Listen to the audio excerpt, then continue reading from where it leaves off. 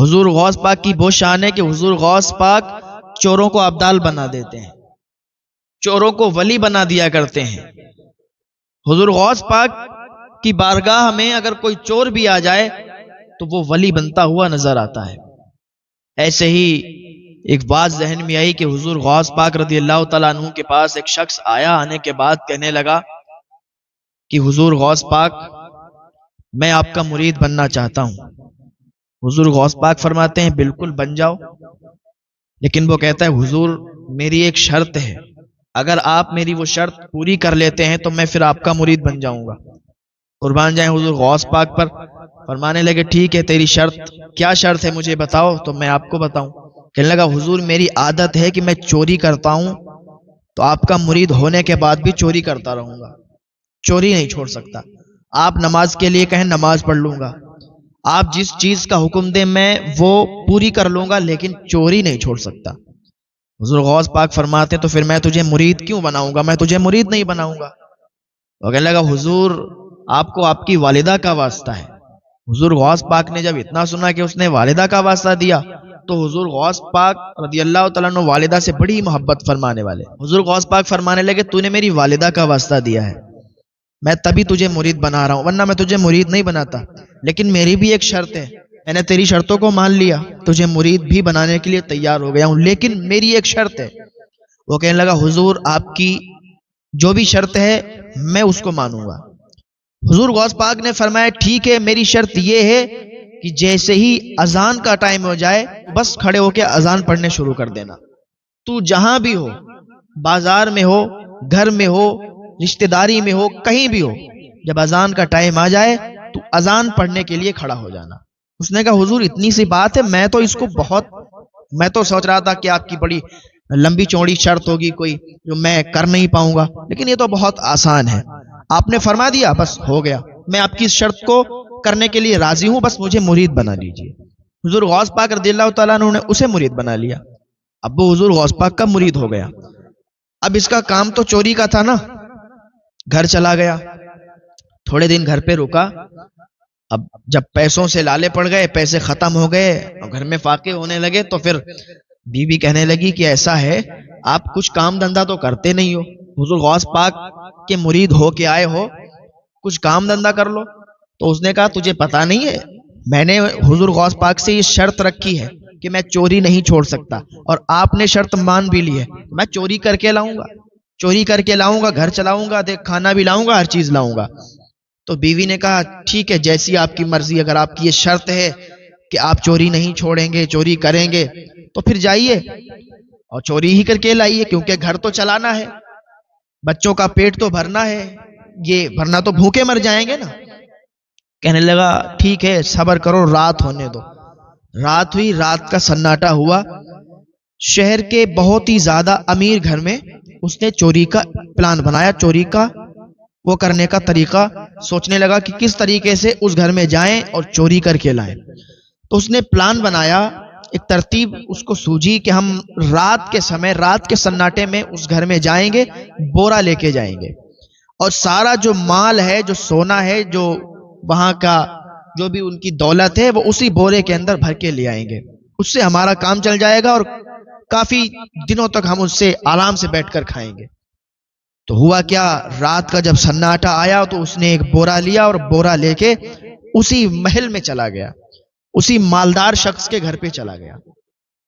اللہ کا کرنا ایسا کہ ایسے گھر میں گیا کہ پورا گھر نمازی تھا، پورا گھر اللہ کی رضا چاہنے والا، اللہ کی عبادت کرنے والا تھا۔ تو اسی گھر میں چلا گیا، وہ بہت بڑا محل تھا اور بہت زیادہ وہ لوگ مالدار تھے اللہ کے فضل و کرم سے۔ رات کا سناٹا تھا، دیوال کود کے اندر گھسا، تلاش کرنے لگا کہ کہاں سے چوری کریں، کہاں پہ مال ہے ان کا، تو کافی دیر اسے تلاش کرنے میں لگی۔ آخر کار وہ کمرہ اس نے ڈھونڈ لیا کہ جہاں پر مال رکھا تھا، جہاں پر پیسے رکھے تھے، جہاں پر ان کا سونا چاندی رکھا تھا، اسی جگہ پر جا کے اور بورا اس نے لگایا اور اسی میں وہ مال و دولت بھرنے لگا۔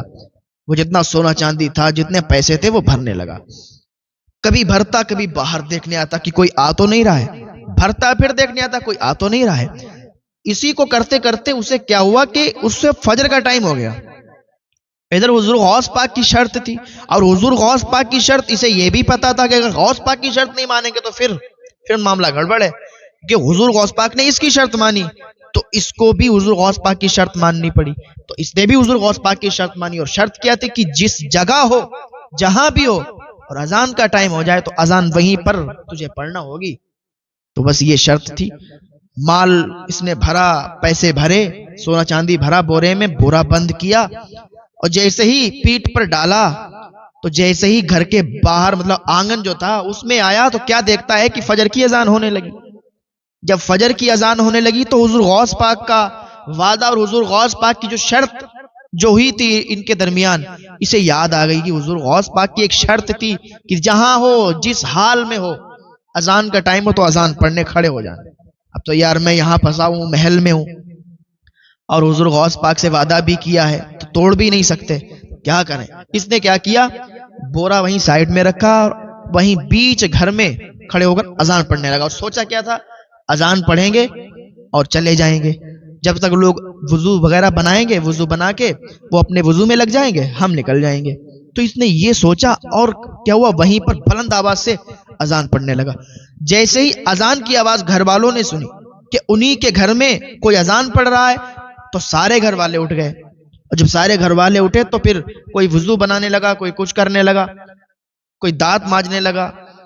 تو جیسے ہی اس کی اذان مکمل ہوئی، اذان اس کی پوری ہوئی، تو کیا دیکھتا ہے کہ کوئی سنت کی نیت باندھے، کوئی وضو بنا رہا ہے، کوئی وضو بنا کے آ چکا ہے۔ اب اس نے کہا اب کیا کریں، اب اگر بورا لے جا رہے ہیں یہاں سے مال و دولت کا، پیسوں کا اگر یہاں سے لے جا رہے ہیں تو پھر معاملہ گڑبڑ ہو جائے گا، پھنس جاؤں گا۔ کیا سوچا کہ ایسا کرتے ہیں کہ 2 رکعت نماز سنت کی نیت باندھ لیتے ہیں۔ اب اس نے کیا کیا، 2 رکعت نماز سنت کی نیت باندھ لی۔ اس نے سوچا 2 رکعت نماز سنت پڑھوں گا جب تک یہ سب اپنی اپنی فرض کی نیت باندھ لیں گے، اور یہ ادھر نیت باندھیں گے نماز کی، میں چلا جاؤں گا۔ اس نے 2 رکعت نماز سنت کی نیت باندھی، ادھر 2 رکعت نماز کے لیے کھڑا ہوا تو کیا دیکھتا ہے کہ جیسے ہی اس نے سلام پھیرا تو کیا دیکھتا ہے، پوری صف پیچھے لگی ہوئی ہے اور سب بیٹھے ہوئے انتظار میں اس کے کہ جلدی سے حضور نماز پڑھیں، جلدی سے حضور سلام پھیریں تو جماعت قائم کریں، ادھر ہم لوگ جماعت میں شامل ہوں۔ اب اس نے دیکھا کہ پیچھے پوری صف لگی ہوئی ہے، کہا بھائی اپنی اپنی نماز پڑھو، آپ لوگ کیوں بیٹھے ہوئے ہو؟ تو ان میں سے لوگوں نے کہا حضور آپ ہی تو پڑھائیں گے نماز، ہم لوگ اپنی اپنی کیوں پڑھیں گے، آپ جب موجود ہیں گھر میں تو آپ پڑھائیں گے۔ یہ پھنس گیا یار، کیا معاملہ کیا ہے، ہم پڑھائیں گے نماز، بھائی ہم کیوں پڑھائیں گے نماز؟ کہا حضور آپ اللہ کے ولی ہیں، آپ نماز نہیں پڑھائیں گے تو پھر کون پڑھائے گا؟ کہا ارے میں اللہ کا ولی ہوں، آپ نے مجھے اللہ کا ولی بنا دیا، میں اللہ کا ولی نہیں ہوں، آپ لوگ اپنی اپنی نماز پڑھیے۔ اب تو وہ لوگ بالکل اس بات پہ اٹل ہو گئے، نہیں نہیں نماز آپ ہی پڑھائیں گے، آپ اللہ کے ولی ہیں۔ اس نے کہا یار اب کیا کریں، ابھی تو یہی سوچ رہے تھے کہ یہ لوگ اپنی اپنی نماز میں مشغول ہوں گے، ہم بورا اٹھائیں گے نکل جائیں گے، اب تو یہ سب مجھ پر یہ مجھے بلی سمجھنے لگے، مجھ سے نماز پڑھوانے کے لیے کہہ رہے ہیں۔ ادھر حضور غوث پاک اپنے حجرے میں مسکرا رہے تھے، وہ کہہ رہے تھے دیکھو آج یہ پھنس گیا، آج پھنس گیا۔ حضور غوث پاک کے مرید آپ سے پوچھتے ہیں حضور کیوں مسکرا رہے ہیں؟ کہہ رہے ہیں میں اپنے مرید کو دیکھ رہا ہوں کہ وہ وہاں پر پھنس گیا ہے، اب دیکھنا۔ تو حضور غوث پاک ادھر مسکرا رہے ہیں اور یہ ادھر پریشان کہ اب کیا کریں، اب تو یہ لوگ نماز پڑھوائیں گے۔ تو اس نے کہا اب زیادہ بہتر ہے کہ اپنا راز کھول دیں اور ان کو بتا دیں کہ ہم چور ہیں۔ کہا بھائی دیکھو ہم چور ہیں، ہم کوئی ولی نہیں ہیں، ہم تو چور ہیں اور آپ کے گھر میں چوری کرنے کے لیے آئے تھے۔ کہا چور ہیں؟ کہا اپنی ولایت پر چوری کا پردہ ڈال رہے ہیں؟ ارے آپ تو پھر تو اور بڑے اللہ کے ولی ہیں کہ آپ ہم لوگوں سے بچنے کے لیے اپنی ولایت پر چوری کا پردہ ڈال رہے ہیں۔ کہا دیکھو بھیا ہم چور ہیں اور آپ کے گھر کا جتنا مال و دولت، جتنا سونا چاندی تھا ہم نے ایک بورے میں قید کر کے وہ دیکھو وہاں پر رکھا ہوا ہے، وہاں پر رکھا ہے۔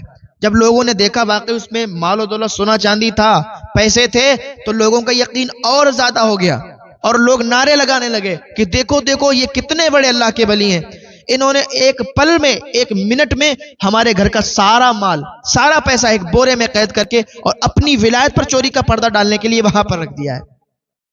اب اس نے سوچا کہ یہاں پر تو بہت الگ معاملہ ہے، اب کیا کریں؟ اس نے کہا ٹھیک ہے تکبیر پڑھو، تکبیر پڑھی گئی۔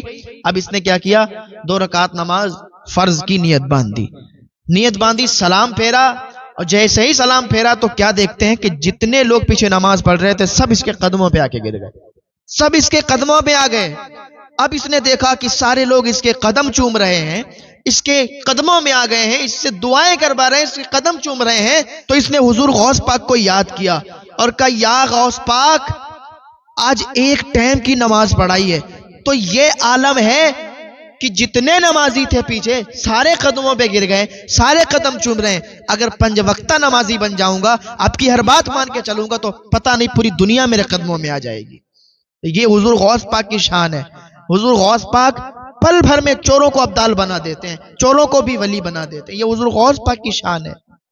ہاں، اور یہ حضور غوث پاک کا مہینہ چل رہا ہے، حضور غوث پاک کے نام کی فاتحہ کریں، حضور غوث پاک کے نام کا لنگر کرائیں، اللہ تعالیٰ آپ کے خزانوں میں برکتیں عطا فرمائے گا، اللہ تعالیٰ آپ کے رزق میں برکتیں عطا فرمائے گا، اور اتنا نوازے گا کہ حضور غوث پاک کے نام پر لنگر کریں گے، تقسیم کریں گے، لوگوں کو کھانا کھلائیں گے، اللہ تعالیٰ آپ کے مال بڑھا دے گا اور برکتیں عطا فرما دے گا، آپ کے گھر کی جو پریشانیاں اللہ تعالیٰ دور فرما دے گا۔ تو ایسا بالکل نہیں ہے کہ لوگ سوچیں کہ ہمارے پاس تو کچھ بھی نہیں، ہم کیسے حضور غوث پاک کے نام کا لنگر کریں گے؟